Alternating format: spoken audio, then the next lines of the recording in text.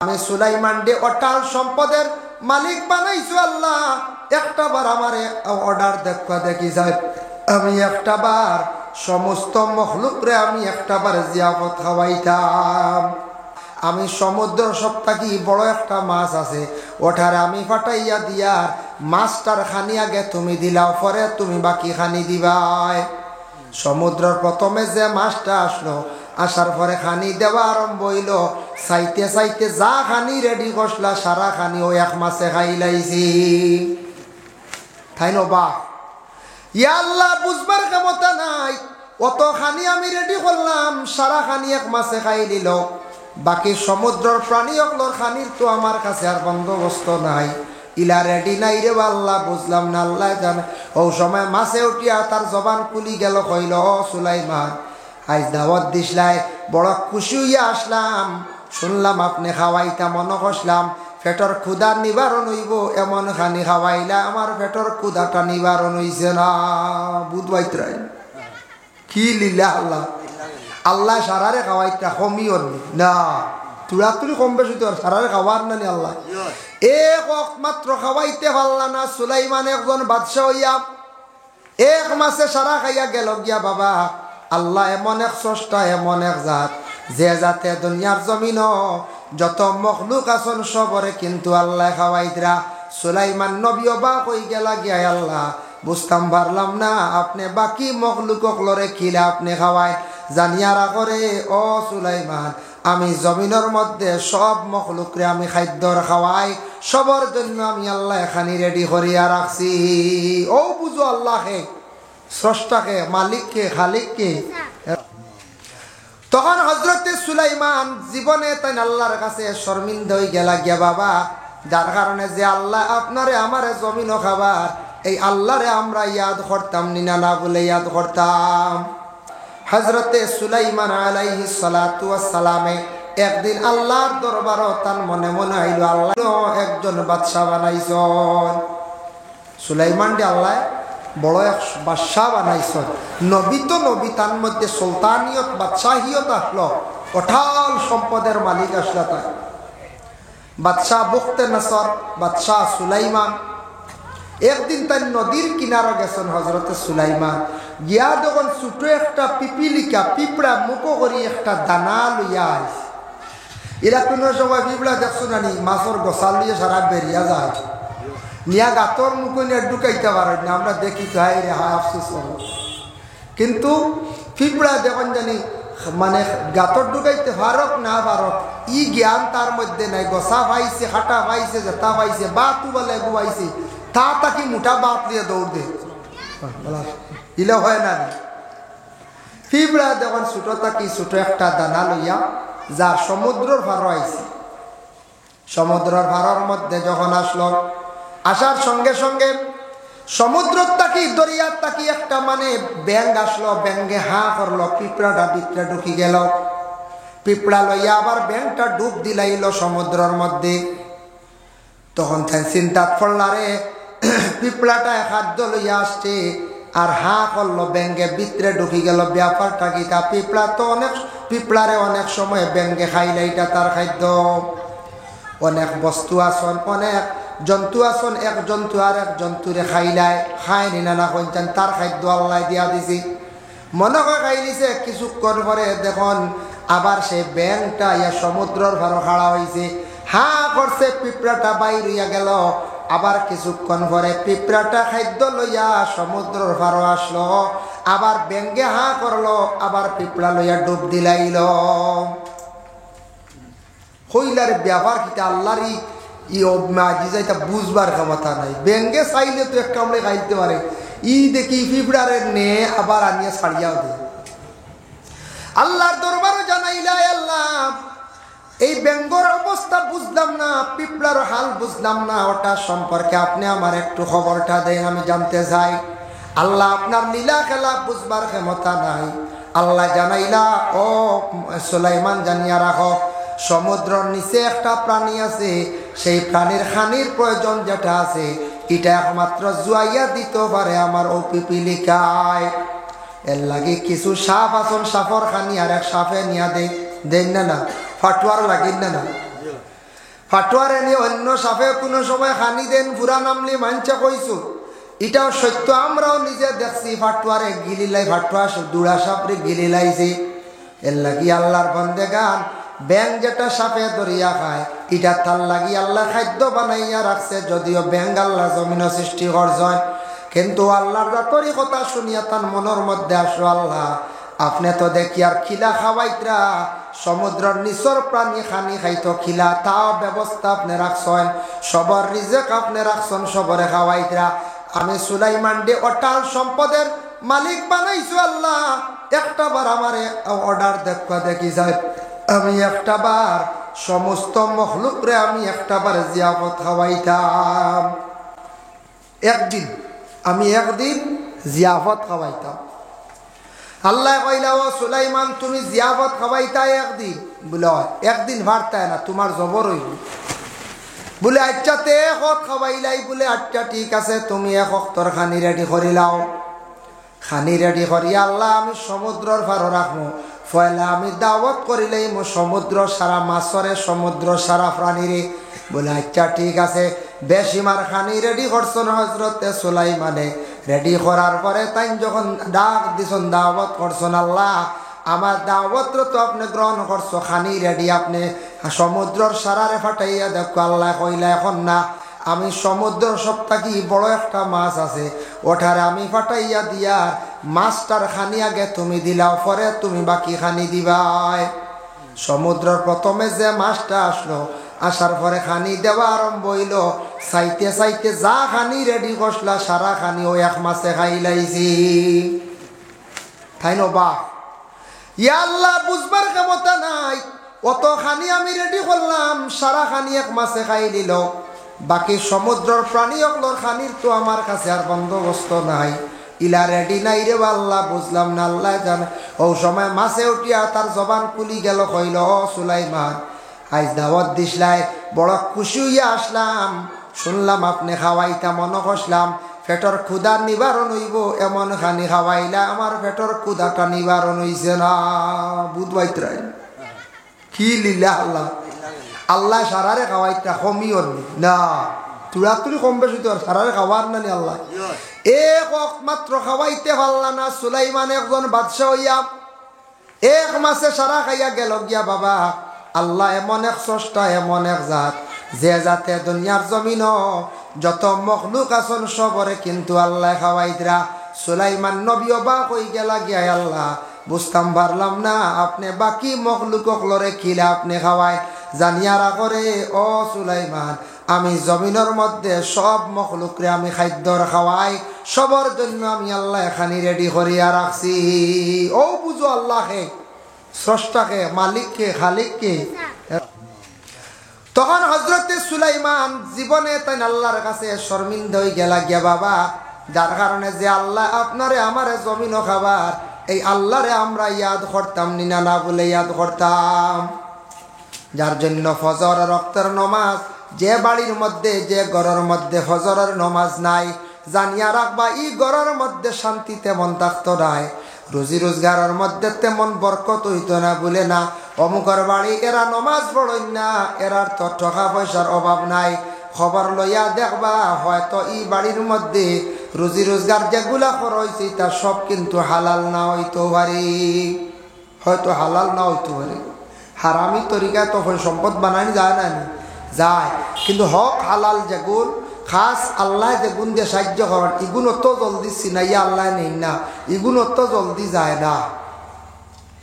যার কারণে ফজরের নমাজ আমরা সবে পড়ি, সুন্নত 2 রাকাত আর ফরজ 2 রাকাত। ইমাম সাহেব বলে জমাতে নমাজ পড়ান, ফজরের নমাজ 40টা আয়াত দি পড়ানি হইল গিয়া মুস্তাহাব, সমাজ কম 40 আয়াত। একটা কি বেশি পড়ানি সম্ভব নাই, আর একটা কি কম হইলে মোস্তাব আদায় করলা না। আমরা দেশের মানুষের কষ্ট হয়ে যায়, গতিকে ইমাম সাহেব বলে কিছু বাট্টি কিরাত দিয়া মানে ফজরের নমাজ রে আদায় করিলাই। ফজরের নমাজের পরে যদি পারেন ও আমলটা মসজিদও গেলে হয়, বাড়ির মধ্যে সবে করেন না। সূরা হাশরের 3 আয়াত, হুয়াল্লাহুল্লাযী লা ইলাহা ইল্লা হুয়া আলিমুল গায়বি ওয়াশ শাহাদাতি হুয়ার রহমানুর রহিম। আসেন এই 3টা আয়াত পড়লে কি হয়? রাসূলুল্লাহ ফরমায় ফজরের নমাজের পরে যদি সে আসরের 3টা আয়াত পড়েন মা বোনকলে পড়িবা পড়লে কি হয় বলে আসরের 3 আয়াত পড়লে সূর্য অস্ত যাওয়ার আগ পর্যন্ত 70,000 ফেরেশতা এই বান্দার হেফাজতের লাগি আল্লাহ দান করেন। লাগি বড় ফজিলত। এরপরেও দোয়াটা পড়ার চেষ্টা করবা 7 বার। আল্লাহুম্মা আজরিনি মিনান নার, আল্লাহুম্মা আজরিনি মিনান নার, আল্লাহুম্মা আজরিনি মিনান নার। যারা ফজরের পরে 7 বার, মাগরিবের পরে 7 বার পড়িবা আল্লাহ তাদের কঠিন জাহান্নামের আগুন থেকে নাজাত দিবা। সুবহানাল্লাহ। আরেকটা দোয়া হইল সকালে যদি 3 বার, বিকালে 3 বার। এটা হিজবুল বাহারের মধ্যে আবুল হাসান শাহজলি রহমতুল্লাহি তাআলা আলাইহি বয়ান করছেন। লেখছেন বিসমিল্লাহিল্লাযী লা ইয়াদুররু মা ইসমি শাইউন ফিল আরদি ওয়ালা ফিস সামাই ওয়া হুয়াস সামিউল আলিম। এটা বিভিন্ন মসনুন দোয়ার বইয়ের মধ্যে পাইবা। এটা সকালে যদি 3 বার কোনো বান্দা বান্দি হলে পড়ায়, বিকালে যদি আরো 3 বার পড়িলেন, সকাল থাকি বিকাল পর্যন্ত আল্লাহ আপনারে জমিন আসানোর সহিত শান্তির সহিত চালাইবা।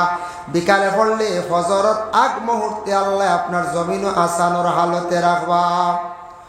যার জন্য আল্লাহর বান্দাগান ফজরের নামাজ শেষ হয়ে গেল, শেষ হওয়ার লগে লগে ইশরাক 2 রাকাত নামাজ আছে যদি পারেন খেয়াল করবা, পড়ার চেষ্টা করবা। সূর্য 1 নল উঠি গেছে, 2 নল উঠি গেছে, সকাল 6:30 7টা হয়ে গেছে কি আপনি পড়বা নওয়াইতু আন উসাল্লি আলিল্লাহি তাআলা রাকাতাই সালাতিল ইশরাক সুন্নাত রাসূলুল্লাহি তাআলা মুতাওয়াজ্জিহান ইলা জিহাতিল কাবাতিশ শরীফাতি আল্লাহু আকবার। এই 2 রাকাত নামাজ পড়িলে আল্লাহ এক মকবুল উমরা হজের সওয়াব আল্লাহ দান করেন। সুবহানাল্লাহ। চাইলে পড়া যায়, উজুর হইছে 6টা খাইয়া 2 রাকাত নামাজ পড়া যায়। খেয়াল করে পড়ার চেষ্টা করবা। ইশরাক সুন্নাত 2 রাকাত।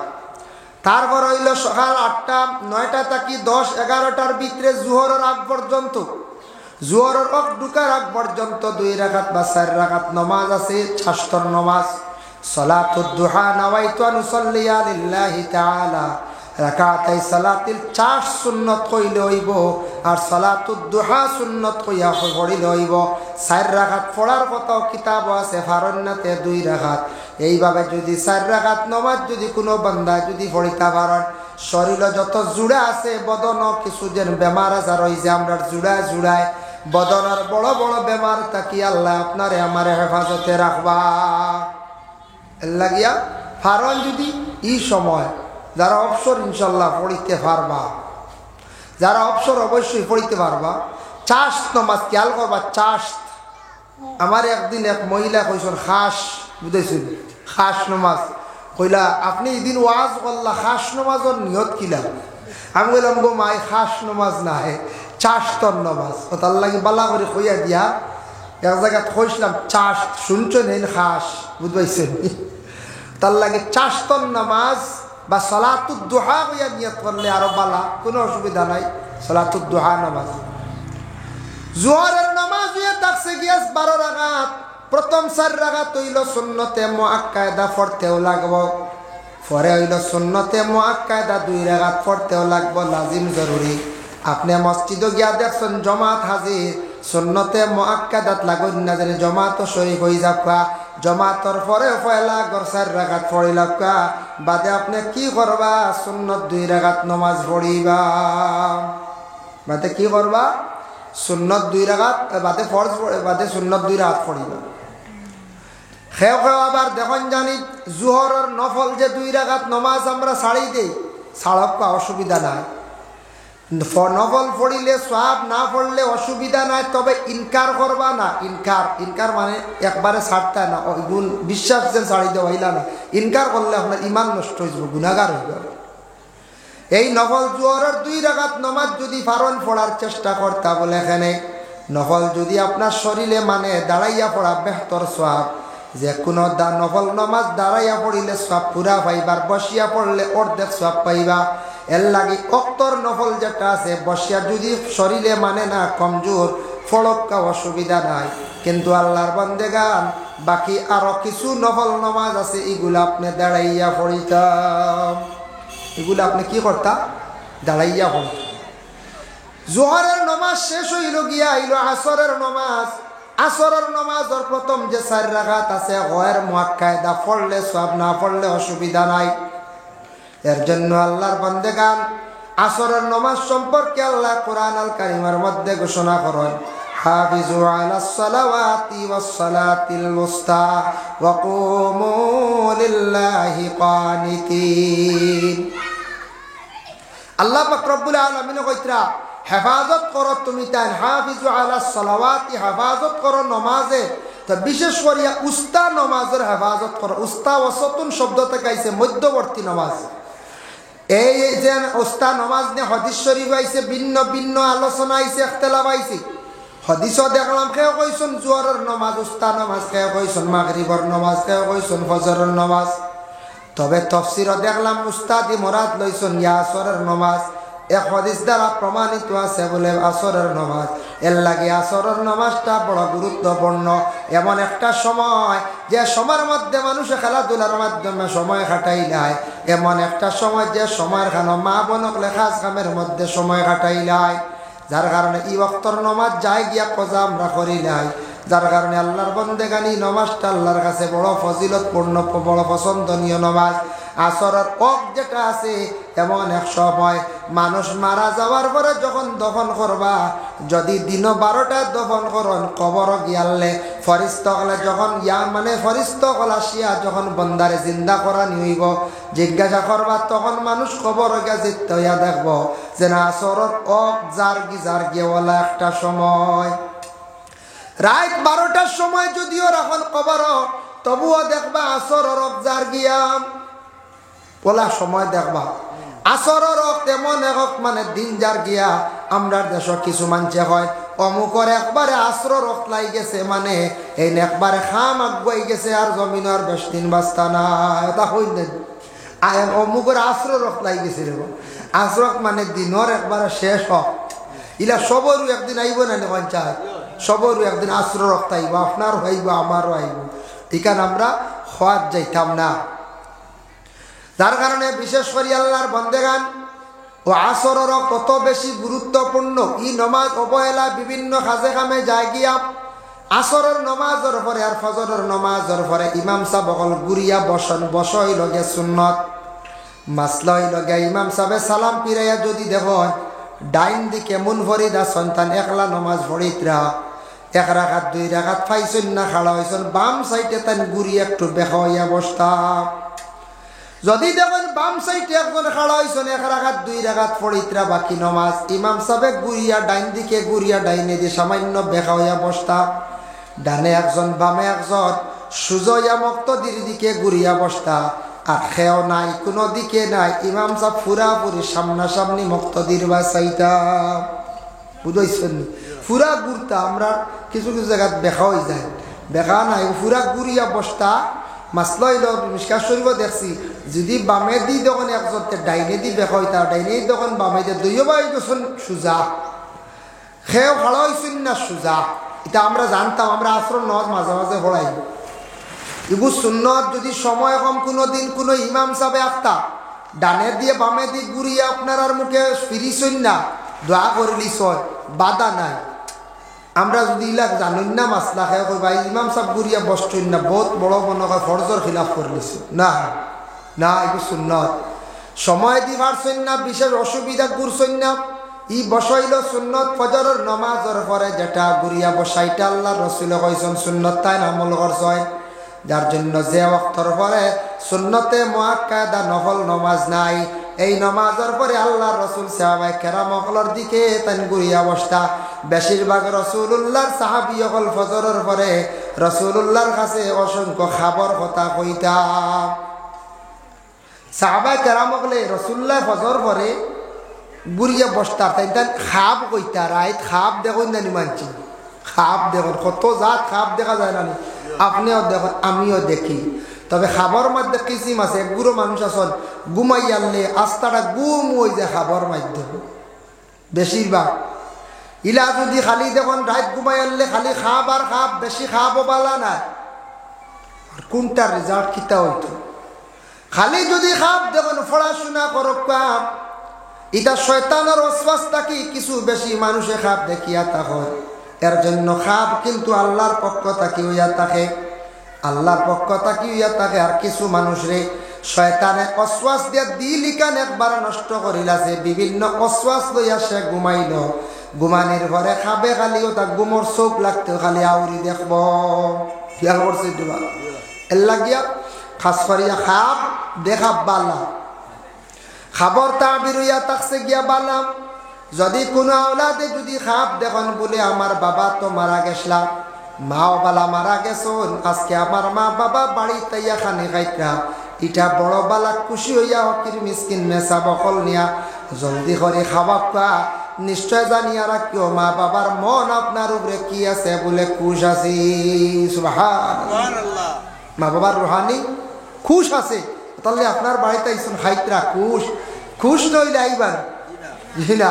আপনার মা যদি বেজার তখন লাগা বাড়ি তখন যদি ভ বাইর গেছে মন বেজারিলে মাই আইবেন রাখানি না নাই।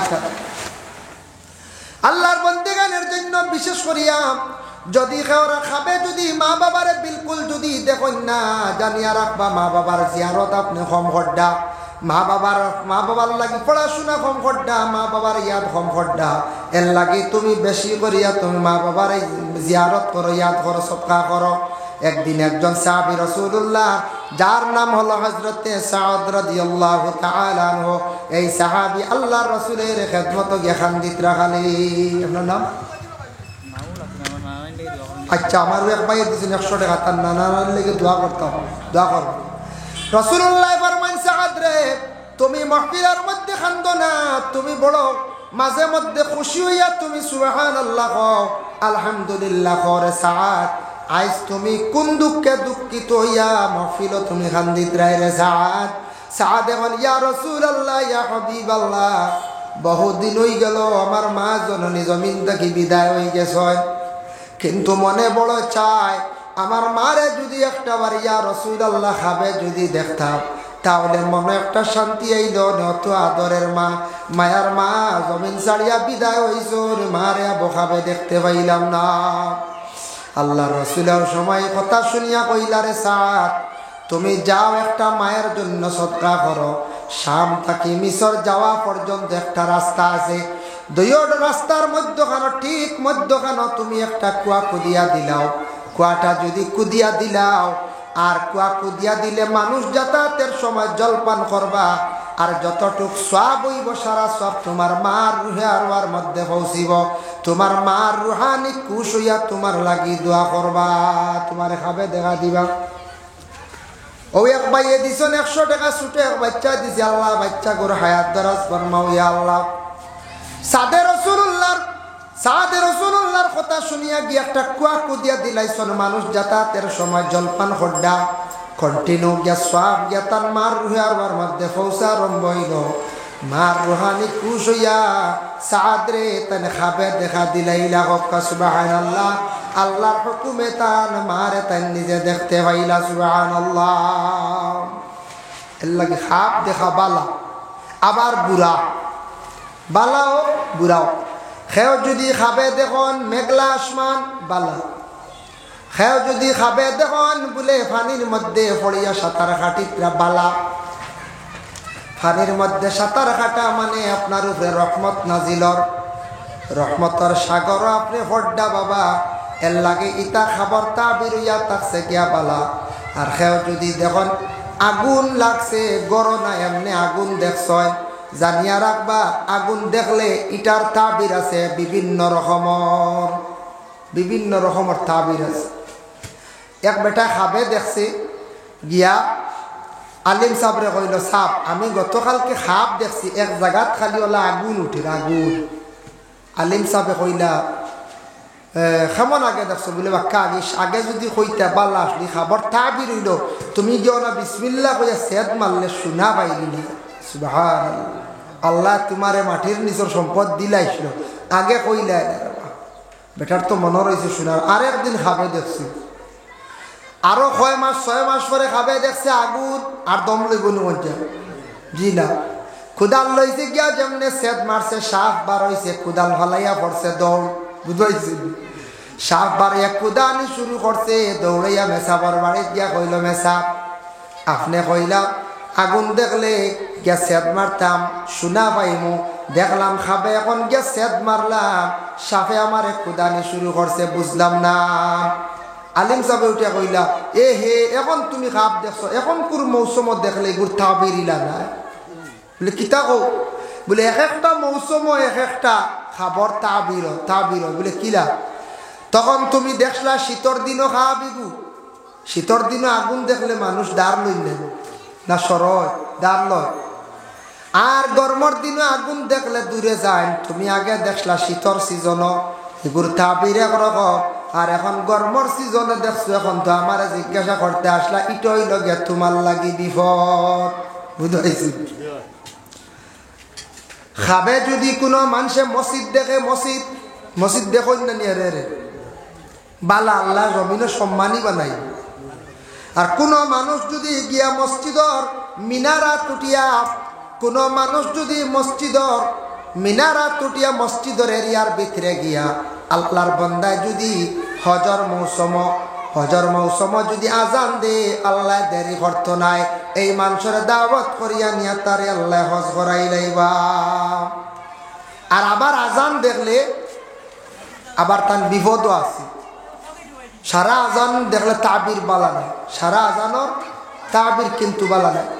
এর লাগি খাপ দেখবা ভয়ানক যদি খাপ বুধবার লগে লগে সকালবেলা উঠিয়া বাই হকা বোন হকা আপনি খেয়াল করেন।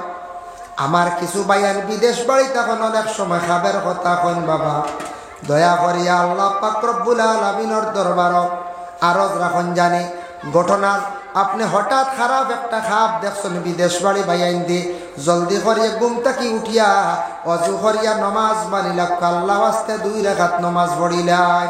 আল্লাহ আমি বড় ভয়ানক একটা খাপ দেখছি, আমার বিপদ থাকলে সরাইয়ে নেওয়ার বালাই হইলে আপনার আমারে দান করিও, তুড়াল আল্লাহ রাস্তার মধ্যে সৎকা করিলাইও। এর লাগি আল্লাহর বন্দেগান খাপ দেখা বালাও আছে খারাপ আছে। মা বোনগুলো আল্লাহ খাপ দেখলে জলদি করে 2-4 রাকাত নফল নামাজ পড়ি আল্লাহর কাছে দোয়া করতাম, আল্লাহর কাছে কিতা করতাম দোয়া করতাম, নফল নামাজ পড়ি। যাই হোক, এর জন্য বিশেষ করিয়া মুহতারাম হাজিরিনে কেরাম রাসূলুল্লাহ সাল্লাল্লাহু আলাইহি ওয়াসাল্লামে ফরমায়, পরে আল্লাহর বান্দেগা ও আমার সাহাবায়ে কেরাম হল, তুমি দেন খাপ দেখলে জেসার কাছে গে জেসা জায়গাত হইও না। আল্লাহ রাসূলের সাহাবায়ে কেরাম বলে জানেন, ইয়া রাসূলুল্লাহ আপনি ব্যতীত আমরা কার কাছে খাপ হইতাম? বলে ঠিক আছে, তবুও চাইও জেসার কাছে খাপ হইও না, অন্যর কাছে খাপ কইলে যেটা কইব ওইটা ফলি যাইতে পারি। এক মহিলা খাবে দেখছেন তান গরর সালর টুল্লি বাতাসে উড়াইয়া নিচে গিয়া, আর এক মহিলার গিয়া কইছেন গো বয় আমি খাবে দেখছি গরর টুল্লি উড়াইয়া নিচে গিয়া।